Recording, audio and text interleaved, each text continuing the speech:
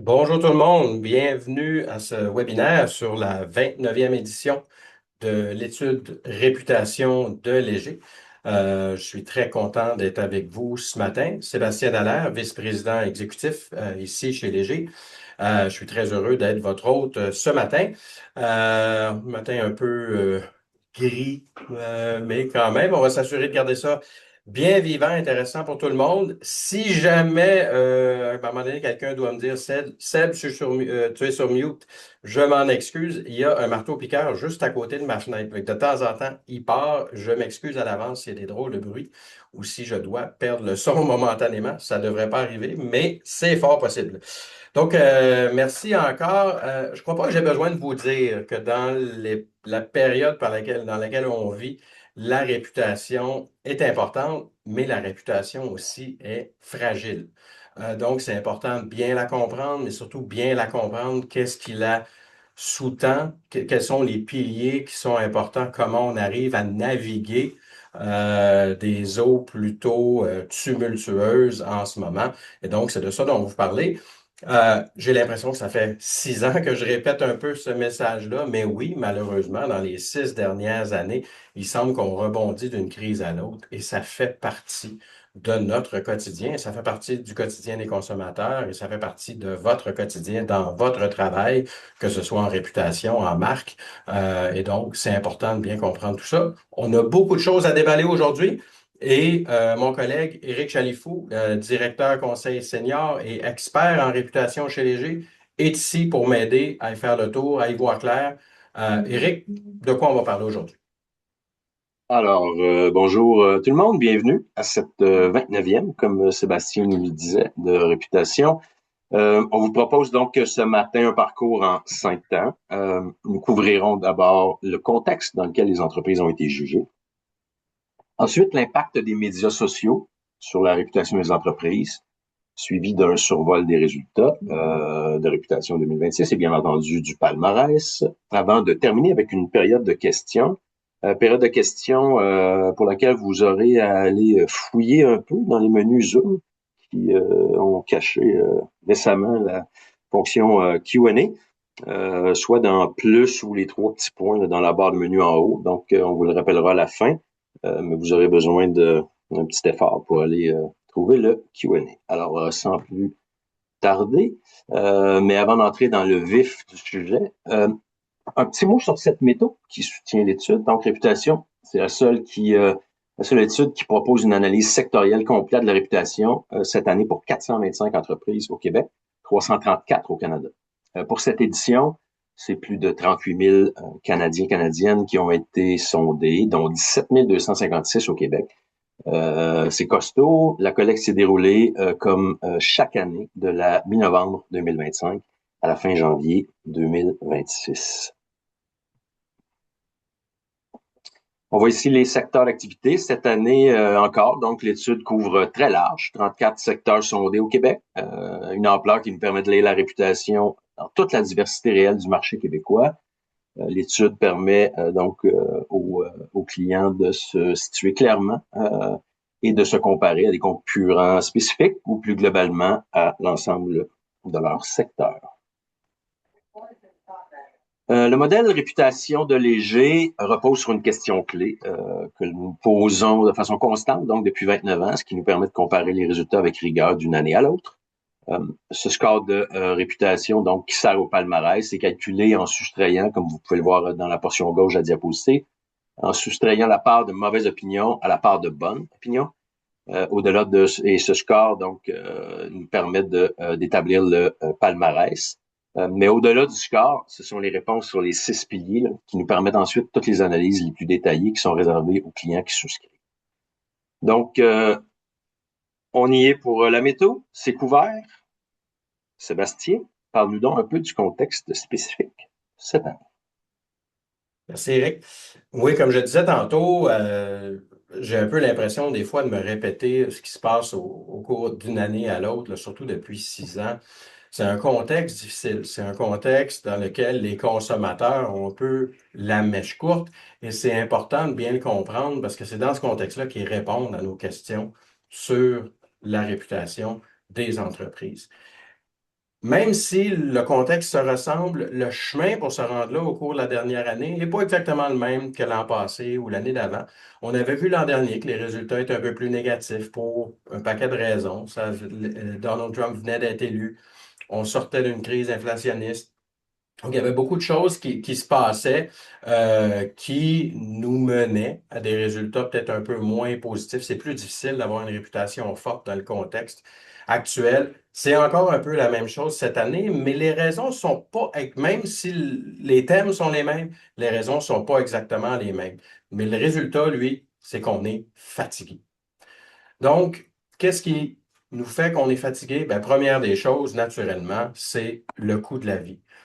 Oui, les crises inflationnistes sont passées, mais elles ont laissé des traces. Il y a une partie de la population qui carrément en arrache de vivre de jour en jour. C'est difficile de semaine en semaine à payer tout ce qu'on a à payer. Dans ce contexte-là, c'est sûr qu'on est moins patient, on a des attentes beaucoup plus élevées. Mais même pour les personnes qui y arrivent mieux financièrement, il y a quand même ce sentiment-là qui est diffus, qui est latent, mais qui est présent.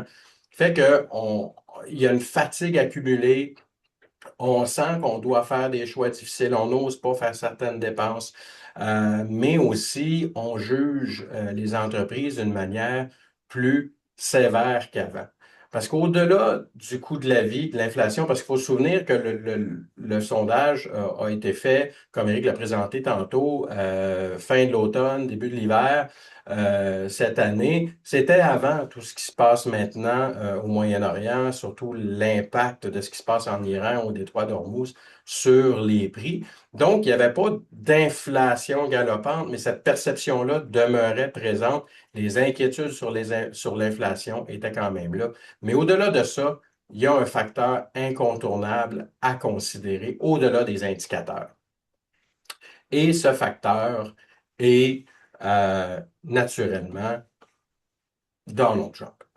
Qu'on le veuille ou non, une des choses qui m'est venue en tête pendant que je préparais le webinaire, c'était, je vais paraphraser Thanos dans Avengers. Oui, c'est un peu bizarre comme référence, c'est un peu cucu facile, mais Thanos qui nous dit qu'il est inévitable. Et jusqu'à un certain point, en ce moment, Donald Trump est comme ça. Il est inévitable. Qu'on veuille en parler ou non, qu'on l'aime ou non, qu'on soit fatigué ou non, il est là jour après jour. Et ce qui s'est passé cette semaine, encore dans les élections partielles, que ce soit ici au Québec, en Ontario, on voit à quel point son ombre est présente partout. Son Il nom. joue, il joue un rôle très, très important, central, et cet effet-là, il n'est pas prêt de se dissiper parce que là, comme on le voit encore en ce moment, il demeure vraiment au centre de à peu près tout ce qu'on fait, tout ce qu'on pense, qu'on le veuille ou non.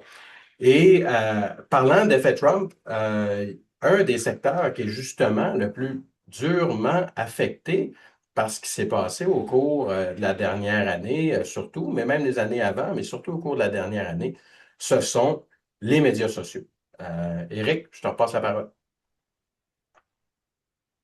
Merci Sébastien pour cette mise en contexte de la collecte 2026. Donc, effectivement, comme tu le disais, cette année, le secteur qui recule le plus est celui d'Internet et des médias sociaux.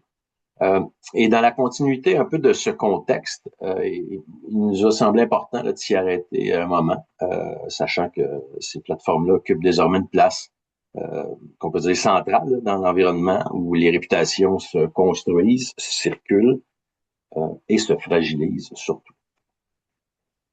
Donc, pour éclairer cette baisse qu'on a constatée cette année dans la collecte annuelle, on a d'abord regardé nos données historiques. Donc, on est retourné dans nos données à nous de réputation qui nous montre ces données donc qu'entre 2016 et 2026, Facebook et X, anciennement Twitter, ont connu des reculs très marqués de leur score de réputation. On peut voir ici là, une baisse de moins 28 pour Facebook au cours des 10 dernières années et une baisse de 43 pour X Twitter pour la même période de temps. Donc, il est clair ici que la tendance sur 10 ans, là, elle est nette. On n'est pas devant un simple accident ou une mauvaise année, là, mais devant une dégradation lente et installée dans le temps. à la lumière de ces données donc que nous avions déjà, on s'est dit la tendance de fond nous paraît importante. On s'est donc servi un peu. On est retourné un peu en sondage à la mi-mars, donc pour documenter un peu mieux et plus récemment cette baisse. On a donc constaté, comme vous le voyez à l'écran, que entre la collecte annuelle réputation et notre retour en terrain, quelques 3 mois plus tard, là, Facebook perd 12 points de plus. X en rajoute 10. Donc, ça se poursuit avec un moins 40 Facebook, un moins 53 en 10 ans et 3 mois seulement. Autrement dit, le mouvement ne s'est pas seulement maintenu, il s'est accentué. C'est ce qui nous amène donc à regarder de plus près le climat numérique dans lequel les entreprises évoluent aujourd'hui. Sébastien va nous en parler un peu plus longuement. Donc, c'est ça, les plateformes elles-mêmes, pour différentes raisons, elles-mêmes deviennent un peu moins crédibles, mais on le sait, vous l'avez vu, que ce soit par notre étude des GTL, plein d'autres études sur les habitudes des consommateurs qui montrent à quel point les médias sociaux sont importants dans notre vie, souvent au quotidien, et même pour la plupart des Québécoises et Québécois plusieurs fois par jour. C'est vraiment quelque chose qu'on utilise constamment.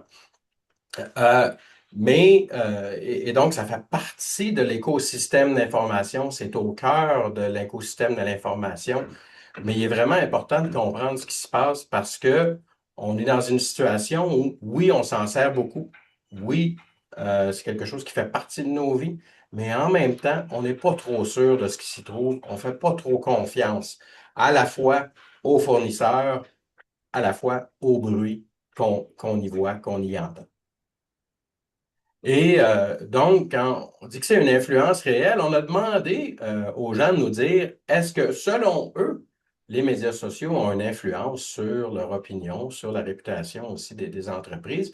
Puis on voit que 7 sur 10, qui représente assez bien l'utilisation quotidienne, surtout plusieurs fois par jour des gens, environ 7 sur 10 nous disent, oui, ça joue un rôle, ça influence mon opinion. Ce qui est intéressant, parce que de manière anecdotique, vous le savez, si vous en parlez entre vous, avec des amis, avec des collègues, on a tendance à dire des fois, non, non, je ne fais pas trop confiance à ça, puis ça ne m'influence pas. Dans la réalité, c'est que les gens nous disent, oui, ça m'influence, et il y en a même plus du corps qui nous disent, ça m'influence beaucoup. Et donc, si ça, c'est ce que les gens nous disent, osent nous dire, on peut se dire que c'est peut-être encore plus fort dans la réalité. Fait que les médias sociaux sont très, très importants dans ce qu'on pense des entreprises, dans ce qu'on pense des grandes marques. Maintenant, au-delà de son influence, est-ce que ça nous rassure? Comme je le disais, ben, anecdotiquement, on entend les gens nous dire, bah, je fais attention, j'en prends, j'en laisse, je mets un gros grain de sel. On voit que c'est le trois quarts qui nous disent ouvertement, je m'en méfie. Donc, pas besoin d'être un expert pour savoir que dans un contexte où ça joue un rôle absolument central dans notre écosystème d'information, on admet que ça nous influence, puis en même temps, on se dit, ben, je suis pas sûr que j'ai confiance. C'est pas une recette idéale pour une entreprise qui essaie d'avoir le contrôle sur le message, sur sa réputation. Maintenant, pourquoi est-ce que les gens s'en méfient? Là aussi, on voit, et je vous dirais qu'au cours des dernières années, ces chiffres-là ont bougé beaucoup. Il y a une méfiance qui s'installe pour diverses raisons. Pendant longtemps, les médias sociaux étaient vus comme c'était du positif, on voyait les bons côtés. Ça a pris du temps avant que ces choses-là s'installent de manière un peu plus négative. Mais là, plus de 8 sur 10 s'inquiètent du contenu trompeur ou inexact qu'ils vont voir en ligne. Un autre 8 sur 10 nous disent la façon dont mon information personnelle est collectée et utilisée, ça m'inquiète aussi. Un peu plus du trois quarts, les contenus générés ou modifiés par l'IA, ça m'inquiète aussi. Et c'est sûr qu'au cours de la prochaine année, ça aussi, ça va augmenter beaucoup. Donc, pour toutes ces raisons-là, on a en ligne un enjeu de crédibilité et on doit y porter attention.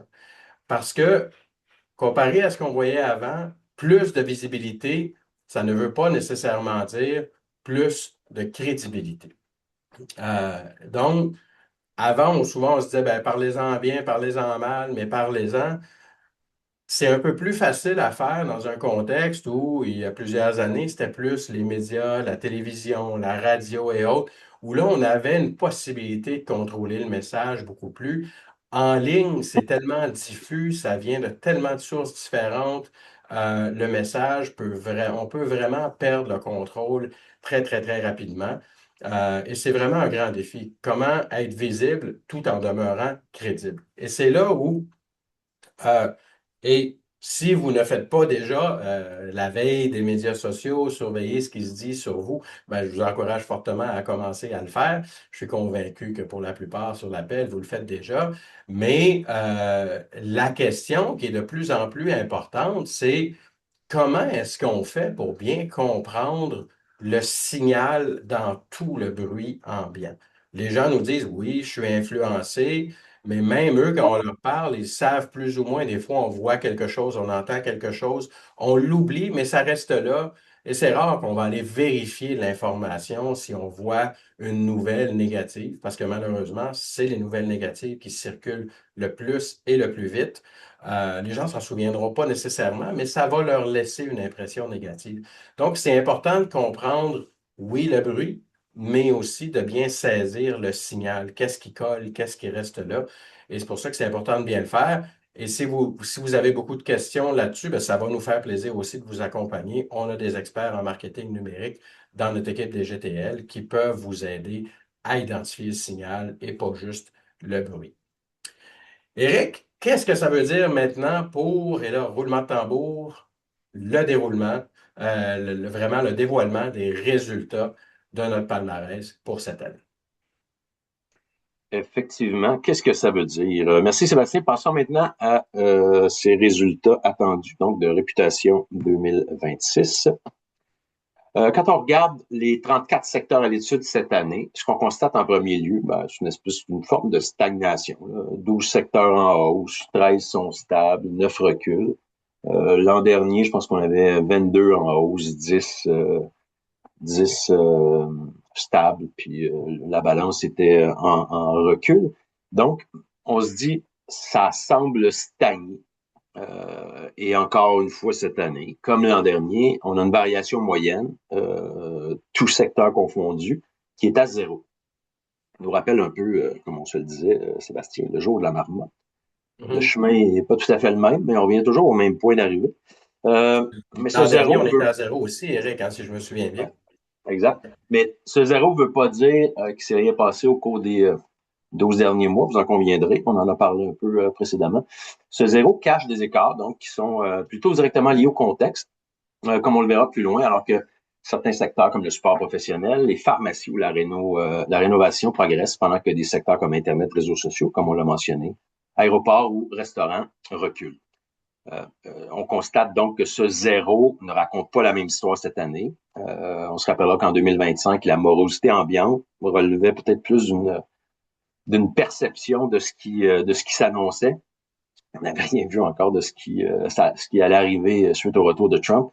Cette année, c'est bien concret, c'est brutal, c'est réel, pour ne pas dire que c'est irréel même, certaines journées. J'en prends pour exemple le plus récent tweet du président des États-Unis en pleine nuit, où il se dépeignait comme on ne dira pas qui. Dans la continuité donc de Réputation 2025, 2026 est figé sous tension, mais avec sa part de mouvement, sans grand bouleversement. Cependant. Donc, commençons par les mauvaises nouvelles. Euh, les plus grandes baisses de cette édition, dans ce contexte que nous dépeignait Sébastien, où les consommateurs sont déjà plus tendus, plus prudents, moins enclins à accorder le bénéfice du doute, comme on le soulignait tantôt, certaines baisses apparaissent comme assez logiques. Vous le constatez à la droite de la diapositive. Le cas de la SAAQ est patent cette année, donc c'est pas autant que Post Canada l'an dernier, avec son moins 40 historique là, de tous les temps de l'histoire de l'étude. C'était la plus forte baisse. Cette année, SAAQ s'en approche dangereusement. Donc, comme je disais, encore soufflé par le fiasco SACLIC. Et ça s'est transposé dans l'opinion des Québécois. Deuxième plus forte baisse, Tesla. Pour sa part, paraît, je pense, subir les contre-coups de la surexposition médiatique, souvent négative d'Elon Musk au cours des derniers mois. Ça s'est calmé un peu récemment. Et la C'est chute moins 20 sur un score qui était déjà très négatif, il faut se le rappeler. qui avait baissé déjà l'an dernier là, avec son espèce de proximité avec le président des États-Unis. On a, puis on a éclairé un peu ça, on a constaté donc avec étonnement que, en conséquence, non seulement le score de réputation en souffre, mais il semble que la chute des ventes de Tesla au Québec a chuté elle aussi de 84% en 2025. Donc, ça vient confirmer à quel point l'entreprise a encaissé au cours des derniers mois. Amazon, paye les frais fort probablement de la fermeture de ses entrepôts québécois et les pertes d'emplois qui en découlent, sans surprendre, je dirais. Pour d'autres marques, les liens sont souvent moins spectaculaires, mais on peut quand même se demander si elles ne payent pas surtout une accumulation de friction dans un contexte où le public, comme on le disait, tolère moins les irritants du quotidien. Euh, on reviendra un peu plus tard à Kellogg, mais Walmart, donc, avec moins 12 cette année, semble poursuivre, on dirait, la baisse qui s'amorçait, l'espèce de nationalisme économique là, entamé l'an dernier, là, où il y avait une espèce de réaction aux entreprises américaines là, dans le contexte géopolitique. Donc, il semble que ça se poursuit cette année. La STM, qui fait moins 12 là, comparé à l'an dernier, elle également est aux prises avec un réseau là, qui nous apparaît comme sous pression, en manque de financement, dans un contexte où le sentiment de sécurité dans le métro, puis il suffit de le prendre quelques fois par semaine pour s'en apercevoir, sentiment de sécurité qui s'est nettement détérioré au cours des dernières années, je dirais même depuis peut-être la pandémie. Ensuite, on a celui qui ferme la marche des plus fortes baisses de l'année, Ticketmaster, qui, elle, vit probablement les contre-coups de l'action collective là, qui est autorisée contre elle, alors que ses frais de service sont perçus comme abusifs. C'est l'histoire de l'année. Revenons enfin à WK Kellogg, donc avec un moins 18. Il faut prendre ça avec un grain de sel, là, parce que c'est surtout le WK qui vient créer un peu de bruit et de doute, parce que ce qui a baissé surtout, là, c'est la notoriété de l'entreprise. Donc, les gens ne reconnaissent pas ça. Donc, c'est dur de se faire une idée quand on se demande, mais qu'est-ce que cette entreprise? Donc, ce qu'on retient de tout ça, c'est que toutes les baisses procèdent un peu de leur propre réalité. Passons maintenant aux plus fortes hausses. Alors, sur une note un peu plus heureuse, les plus fortes hausses de score cette année, toujours en gardant à l'esprit ce contexte là, particulier. Les hausses, donc, vont surtout, comme on le voit ici, à des entreprises qui projettent peut-être de la fierté, de la proximité, de la solidité. Il est difficile de pouvoir du hockey au Québec en voyant le CH, la Ligue professionnelle de hockey féminin, la LNH qui font plus 11 ici et plus 8 respectivement. Donc, le Canadien qui dégage une énergie positive visible, qui rallume, je pense, une certaine fierté québécoise là, à un moment où c'est, je pense, nécessaire. C'est ce que le docteur a Les petits prescrit. drapeaux vont sortir sur les autos dans les prochains jours. Ouais, il manque juste la météo. La LNH profite évidemment de ce regain, un peu par un gain collatéral. La Ligue professionnelle de hockey féminin aussi là, porte quelque chose de plus grand que le sport, à notre sens, là, une fierté pour les femmes, la victoire qui gagne sans relâche, et un récit positif dans un contexte donc autrement assez gris. Bombardier continue sur sa lancée et gagne encore des points cette année avec plus 11. Ce qui fait une histoire un peu à succès en termes réputationnels de Bombardier, c'est que, bon, longtemps dans les bas-fonds du palmarès, depuis 2020, ils font plus 43 de score. Donc, Bombardier qui tire son épingle du jeu année après année depuis 2020, qui semble projeter plus de solidité, maîtrise, la fiabilité, un carnet de commandes qui demeure bien garni. Fait que ça redore un peu le blason de cette image-là, de cette entreprise-là, dis-je, qui est en contrôle. Puis je pense que les Québécois leur rendent bien. Ensuite, hausse de 10 points. Rona Plus. On se demande si la plus récente campagne publicitaire au Québec y est pas pour quelque chose. On pourrait donc dire un merci spécial à Mike, qui semble être responsable de cette bonne dose de plus que Rona Plus a reçu des Québécois cette année.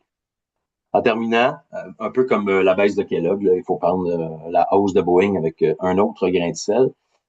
Plus 9 cette année, c'est en fait une forme de rééquilibrage là, en partie du moins 27 qu'ils ont accusé l'an dernier. On les félicite pour cette hausse, mais on se rappellera qu'ils occupent cette année la 369e place sur 425 au palmarès avec un score de 3. Donc, rien pour écrire à ma maman, comme on dirait. Ouais, Euh, ça avait été plusieurs années difficiles. C'est une année où il y a peut-être eu plus. Il y a eu moins de bruit. Et donc, pour eux, moins de bruit, bonne nouvelle. On remonte un peu. Effectivement. Donc, du moins 27 au à moins 9, à plus 9 cette année. Donc, comme vous le constatez, comme pour les baisses, là, donc chaque hausse a son histoire propre, elle aussi. Ce qui nous amène au très attendu top 10 2026. Un top 10, donc, cette année qui montre lui aussi très bien dans quel état d'esprit les Québécois ont jugé les entreprises. Un top 10, donc, où on retrouve des entreprises qui répondent au coût de la vie, qui continuent de nous peser lourd, d'autres qui rassurent, qui rendent un service, qui donnent une impression de stabilité et même qui nous changent les idées, qui nous divertissent. Je rappelle que, petit détail, dans les cas d'égalité, parce que vous verrez des scores égaux, ce qui sert à départager le rang au palmarès, c'est le niveau de bonne opinion. Donc, en 10e place, on retrouve YouTube, une présence sa présence qui rappelle à quel point la plateforme reste appréciée, intégrée au quotidien, davantage chez les plus jeunes. Mais ça baisse, donc de la 2e place, si je ne m'abuse, l'an dernier, est parlante. Même une marque donc jugée incontournable échappe pas complètement au climat plus méfiant envers l'univers, comme on le disait tantôt, numérique. C'est le seul média social, là, si on doit le mentionner, qui est dans le top 10, malgré donc sa baisse de 8 positions. Mhm. Canadien de Montréal, nouveauté, s'impose cette année comme histoire à succès des Québécois, comme on le disait, dans un climat morose. On rêve aux séries éliminatoires. Un long printemps. Pour la première fois de cette étude, donc, le CH se hisse dans le top 10. Alors, bravo. Go, let's go. Ça commence par le travail sur la glace. Cirque du Soleil, ensuite, qui conserve pour sa part un capital d'admiration fort, presque patrimonial, qui continue de nous divertir avec ses productions variées, diffusées un peu partout sur le territoire du Québec. Maxi et Dolorama, excusez-moi, Maxi et Dolorama et Interact, donc, viennent en 4, 5 et 6e place. Maxi et Dolorama sont sans doute les marques les plus révélatrices du climat économique actuel. Une présence qui dit quelque chose de très simple. Donc, quand les budgets sont serrés, comme tu le mentionnais plus tôt, Sébastien, la valeur perçue devient un puissant moteur de bonne réputation. Mhm. Interact, que dire d'Interact? Interact, ça incarne l'infrastructure invisible au quotidien. Quand un service est simple, fiable, sans drame, ça finit par compter et paraître. Interact qui est dans le top 10 depuis déjà quelques années. Ensuite, en 3e, Canadian Tire continue de très bien performer avec un mélange rare de cette familiarité qui est une marque, une entreprise qui est là depuis longtemps, un ancrage local aussi, c'est une utilité concrète, donc continue à bien faire. Google en 2e, un habitué du top 10, continue de graviter donc autour du sommet, malgré des critiques qu'il avise, que ce soit sur la protection de la vie privée ou comment dire, sa place dominante dans le marché, la collecte de données personnelles, etc. Mais le service qu'elle rend au quotidien semble Mhm. peser plus lourd que les réserves qu'on peut avoir à l'égard de Google dans la balance de la réputation. Et on peut voir que pour Et YouTube et Google aussi, si on compare aux autres grands géants de la tech, entre autres les géants de la tech qui étaient présents à la sermentation de Donald Trump l'année passée, Google s'en tire toujours beaucoup mieux que les autres. Au fil effectivement, des années, Google a réussi à maintenir sa réputation. Son PDG se veut plus discret, navigue ça d'une manière beaucoup plus subtil que beaucoup des autres et ça sert beaucoup l'entreprise. Effectivement. Et, roulement de tambour, au sommet, Jean Coutu, qui reste numéro un. Une place qui l'occupe depuis déjà quelques années, en alternance avec Google à l'occasion, mais Jean Coutu reste numéro un encore cette année, ce qui n'a rien d'étonnant dans le contexte d'incertitude actuelle. C'est une entreprise de proximité là, liée à la santé Mhm. quotidienne, qui conserve un pouvoir, disons, rassurant. Et comme le disait la pub, on y trouve de tout. Voyons Ben, mon maintenant. ami. Alors, allons-y pour les mouvements dans ce top 10 pour essayer d'y voir un peu plus clair. Donc, cette diapositive nous montre surtout deux choses. Donc, d'un côté, on a un noyau très stable là, avec Jean Coutu, Google qui sont là depuis Interact, Toyota. De l'autre, on a quelques mouvements parlants, disons, qui parlent du contexte actuel. Canadian Tire, Maxi qui monte dans le palmarès, le Canadien qui fait son entrée avec force. Bon, YouTube recule, mais sans sortir du top 10. Bref, on a ici un palmarès peut-être un peu moins technologique et un peu plus ancré dans la proximité, dans Je les remarque, Eric, qu'on valeurs. ne voit pas les flèches à l'écran. Je ne sais pas si peut-être en cliquant un autre coup. Ah, Merci. voilà. Donc, comme je disais, c'est des marques donc ancrées dans la proximité, les valeurs, les repères du quotidien. Entre 2025 et 2026, le top 10 se déplace légèrement, donc comme je le disais, du techno vers le quotidien. Maxi, le cirque et le Canadien font leur entrée, alors que Costco, Microsoft et Sony en sont sortis.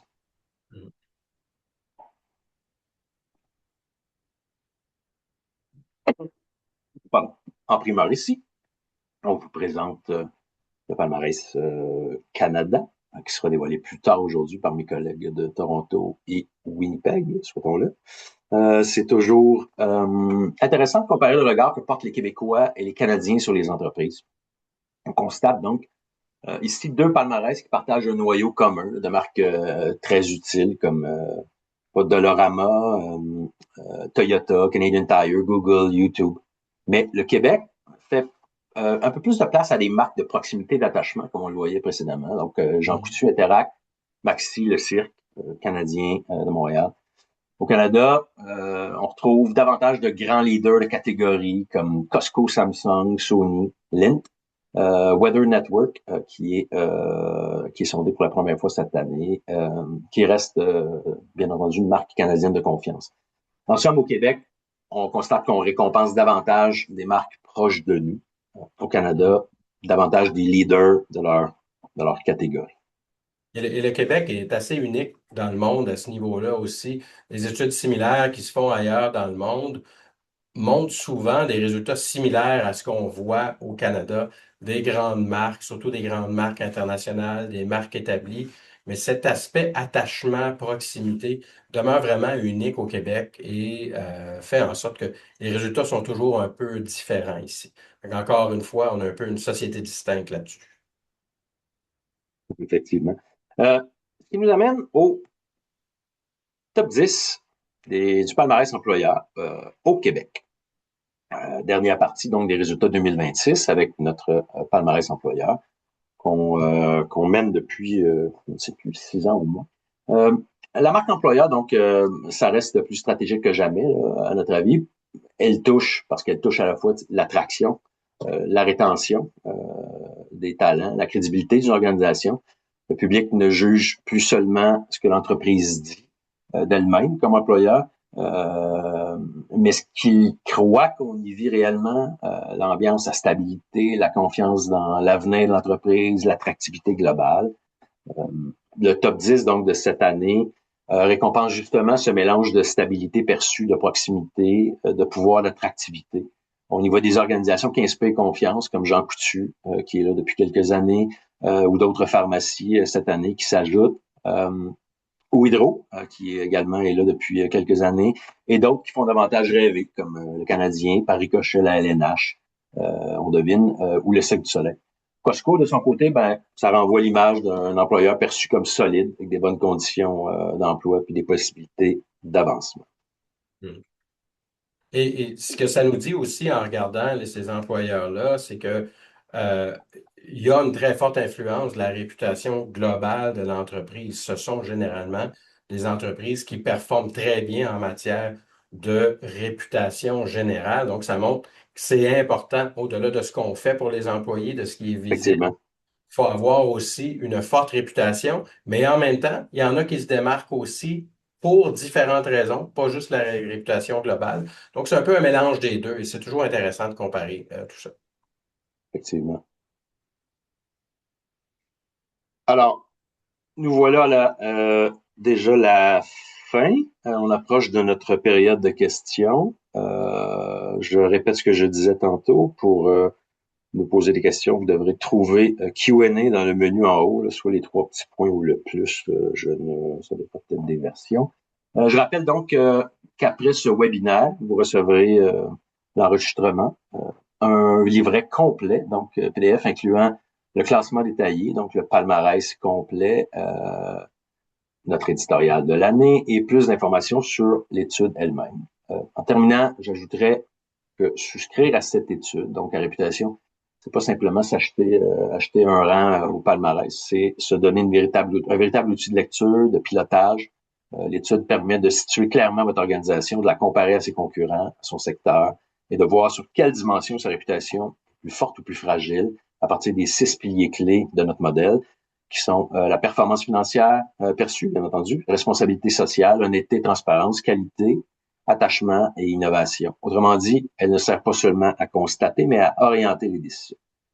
Et pour aller plus loin, on a aussi notre étude diagnostique qui est conçue sur mesure, qui permet d'approfondir cette analyse-là dont je parlais précédemment en décomposant ces 6 piliers en 20 leviers plus précis, ce qui aide également à cerner plus finement et ce qui soutient votre réputation, ce qui l'affaiblit et où agir en priorité en comparaison avec des acteurs de référence. Alors nous y voilà. Laissez-moi retrouver moi-même ce Q&A.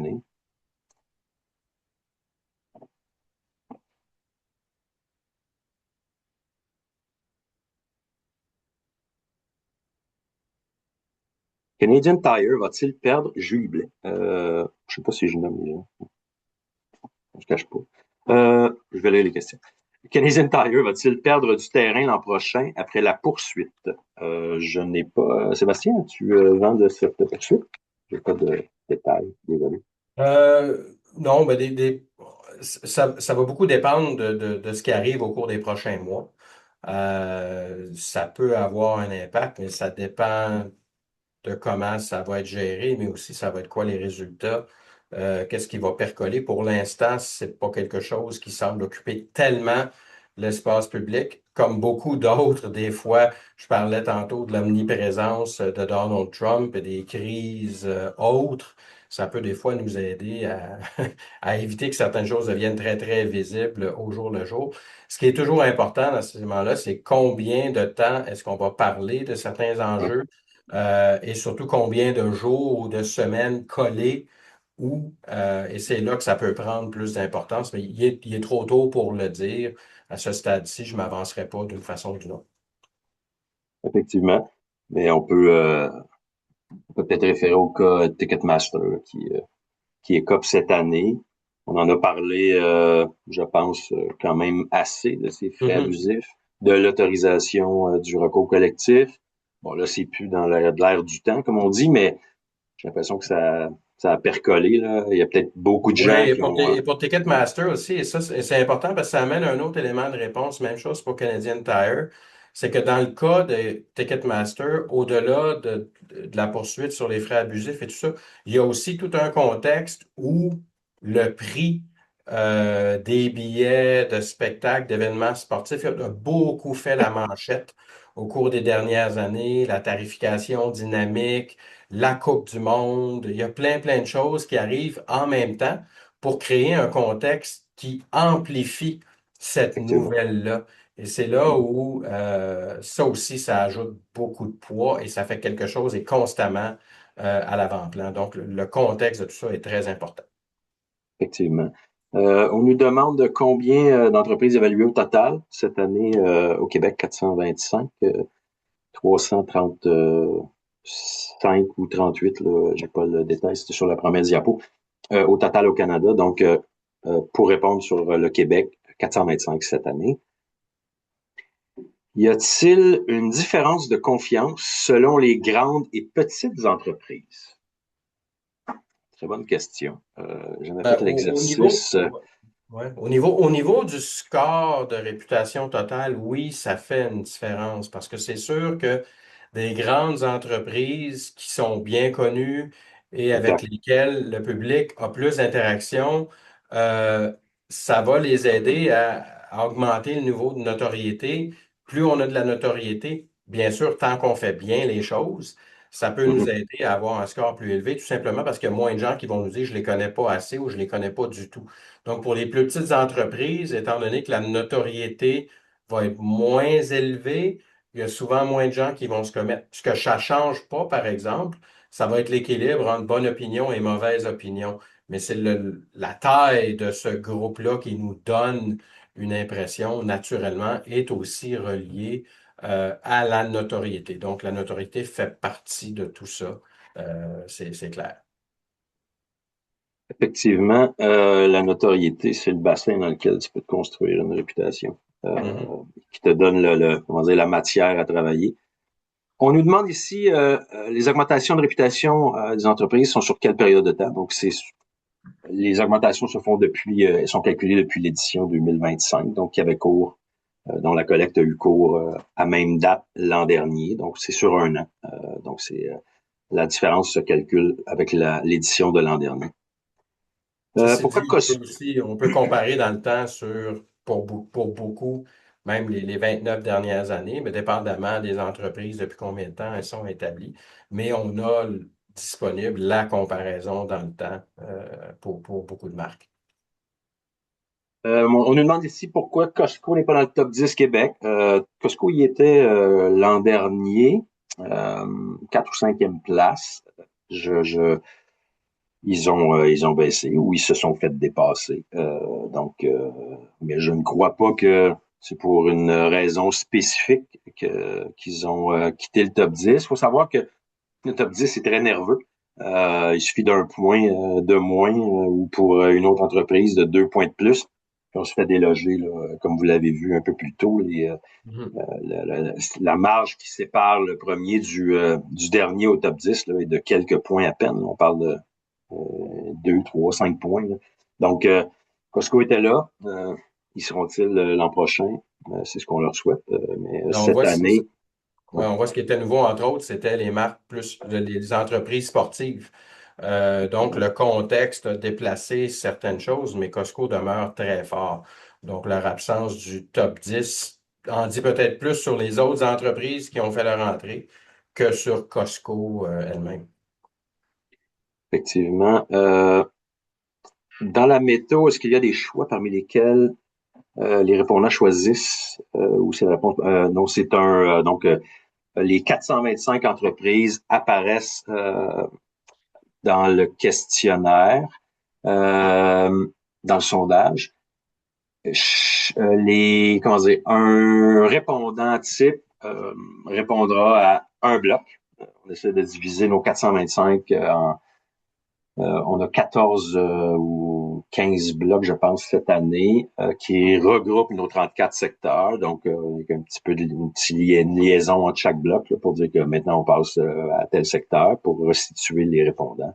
Et donc, chaque répondant donne son opinion sur environ une trentaine d'entreprises. Mais pour répondre plus précisément, les gens ne donnent pas de nom d'entreprise spontanément. On les sonde sur des noms d'entreprises qui apparaissent à l'écran. Euh, vous pouvez donner la place de Sport Expert, s'il vous plaît. Ben, désolé, vous l'aurez, en fait, je ne sais pas si on a Sport Expert. Je pense qu'on a le groupe Forzani, qui est l'entreprise mère, qui se retrouvera, vous aurez ça dans le palmarès complet qui vous sera envoyé après le webinaire. Euh, pense, euh, Penses-tu que les entreprises technologiques feront un retour en force? Qu'en est-il du fait que tant de gens utilisent ChatGPT? Bonne question. pense que l'an prochain, on, on sera forcé Mhm.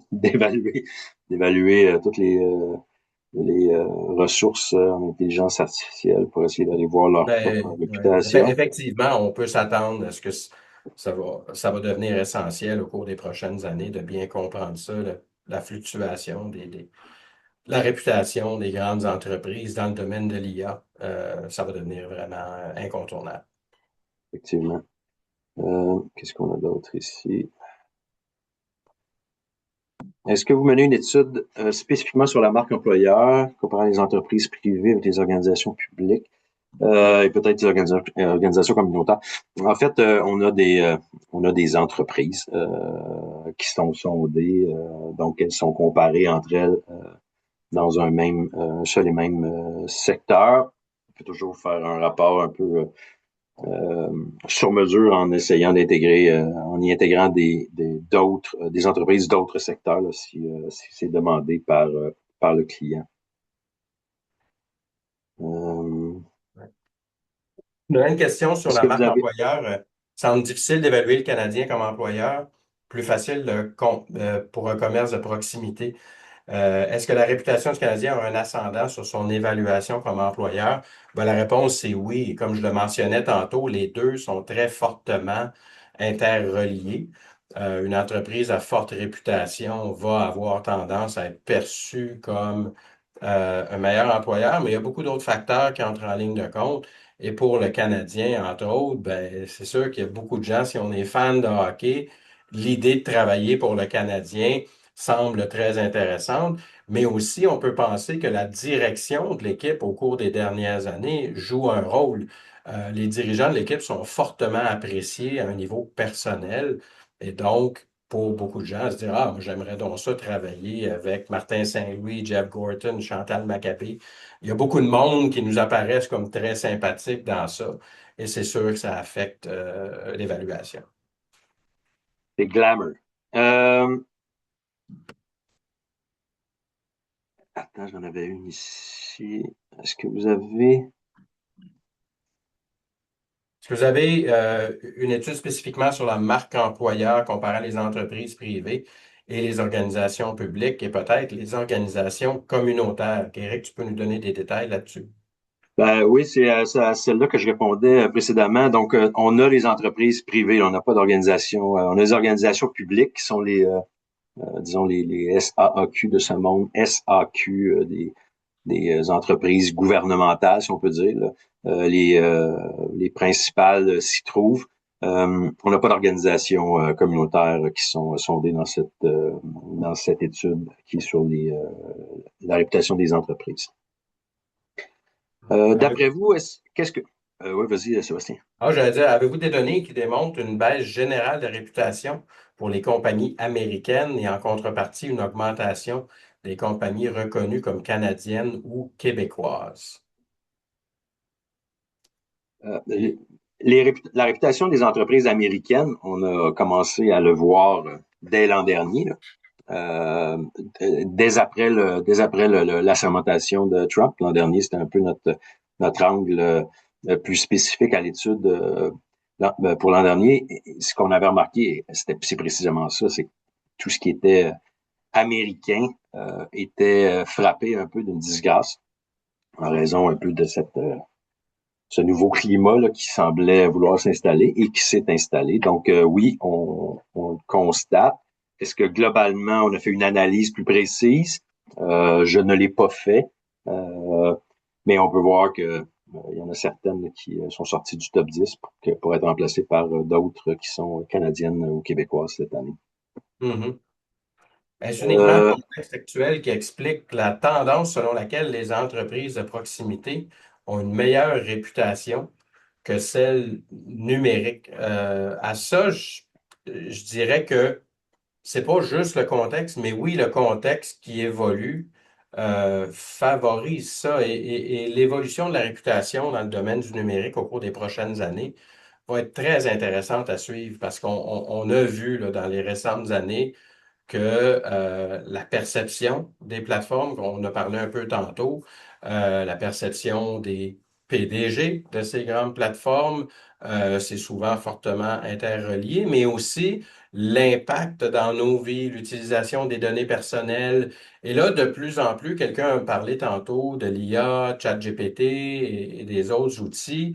L'impact que ça va avoir aussi sur le marché de l'emploi, sur nos vies personnelles. Il y a du positif, il y a du négatif, mais il y a beaucoup, beaucoup de choses qui arrivent de tous les angles en même temps. Donc, ça va être très intéressant de voir comment ça évolue, mais ça va être, il va y avoir des montagnes russes pour plusieurs grandes entreprises dans le domaine du numérique au cours des prochaines années. Effectivement. On nous parle beaucoup de marque employeur. La marque employeur est évaluée sur quatre piliers. C'est le, le, le niveau d'attractivité, à quel point on croit en l'avenir, en confiance en l'avenir, en fait. Est-ce que on recommanderait à un proche d'y travailler? Donc, c'est ce genre de questions qui sont posées, qui sont ensuite pondérées par la notoriété de l'entreprise, parce que la notoriété a un impact direct. Là. Si on est plus connu, disons que notre capacité à attirer et retenir les talents est probablement plus grande que l'inverse. Donc, c'est sur ce modèle-là que la réputation de la marque employeur est calculée. Mm. Ensuite, Question sur les marques institutionnelles québécoises, savoir est-ce qu'elles sont près du top 10. Intéressé de connaître, entre autres, la performance d'Hydro, l'impact de ce qui s'est passé les dernières années. Euh, je n'ai pas le palmarès sous les yeux. De mémoire, il n'y a pas beaucoup d'entreprises publiques là, qui se trouvent proches du top 10. Là, on est plutôt dans la première centaine, peut-être. Là. Mhm. Exception faite de la SAAQ qui est un peu plus bas dans le classement cette année, Mais pour pas donc, dire plus proche. quand même un bon classement dans l'ensemble, là. On peut pas, même si c'est pas dans le top 10, généralement parlant, les grandes institutions québécoises se classent assez bien. Et ça reflète la fierté québécoise envers nos institutions aussi. Et c'est d'ailleurs très unique au Québec. Ailleurs, les services publics, les institutions gouvernementales sont souvent beaucoup plus basses dans le classement. Donc, au Québec, souvent, on s'en sort beaucoup mieux parce que les gens font quand même, malgré tout ce qu'on entend, assez confiance aux grandes institutions publiques et parapubliques au Québec, surtout en comparaison avec d'autres endroits. On nous demande, sinon, concernant la météo, si chaque répondant est orienté vers l'un des 15 blocs, est-ce qu'il doit avoir des connaissances ou des affinités envers ce bloc? Non, c'est absolument aléatoire. Donc, on popule un échantillon, on lui envoie un bloc, puis on demande aux 1000 répondants de répondre aux questions. Vous aurez compris que si un répondant dit ne pas connaître suffisamment ou ne pas connaître du tout, parce que ce sont parmi les choix de la première question, euh, il ne répond pas à la suite du questionnaire. Donc, il doit avoir soit une bonne ou une mauvaise et être conséquemment là, informé sur cette entreprise-là suffisamment pour se prononcer sur les différents piliers et les autres questions qui sont présentes dans le questionnaire. Et vous aurez compris que leur montrer les 425 entreprises à l'écran, d'un coup, ça serait pas gagnant pour l'expérience client des gens qui répondent à un questionnaire en ligne. On pourrait calculer la désaffiliation du panel à la minute.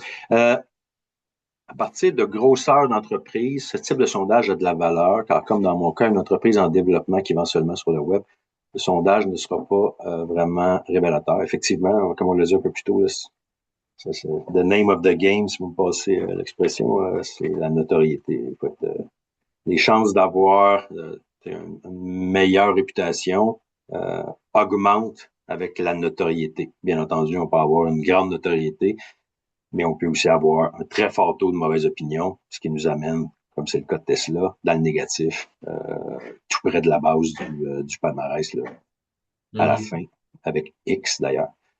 Ouais, c'est ça. Pour une étude comme ça, la notoriété a beaucoup d'importance, mais c'est sûr qu'il y a beaucoup d'autres moyens quand même de mesurer votre succès auprès des gens qui vous connaissent ou qui vous utilisent, qui peuvent quand même être très, très, très utiles, mais moins dans le contexte d'un palmarès global comme celui-ci. Ouais. Petite dernière, peut-être pour toi, Sébastien, puisque c'était ton segment. Donc, vous avez mentionné que la crédibilité est maintenant plus importante que la visibilité sur le réseau. Dans ce contexte, est-ce qu'on se dirige davantage vers une culture d'indicateurs qualitatifs, sondage tonalité des échanges versus quantitative?